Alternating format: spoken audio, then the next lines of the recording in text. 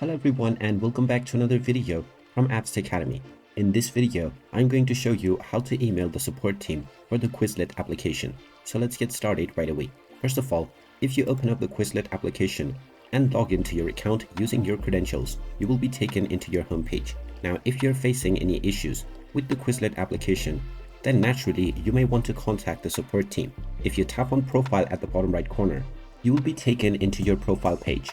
Now from here, you can tap on your settings and then scroll all the way down and you will find the help center button. If you tap on this, you will see various different topics and subtopics that you can explore in order to find answer to common issues that you may face. But you will notice that there is no particular option to send a direct email to the support team.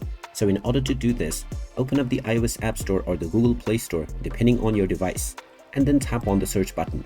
Now just search for the Quizlet application, and once you find it, tap on it and then scroll down and expand the app support button.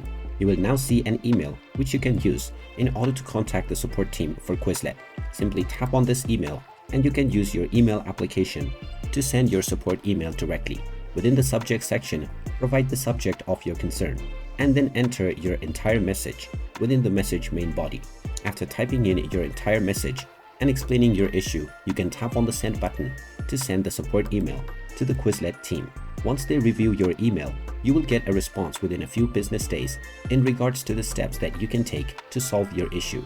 And there you have it. That is how you can get in touch and contact the support team on Quizlet. If you find this video helpful, make sure you hit that like button and subscribe to our channel if you haven't done so already.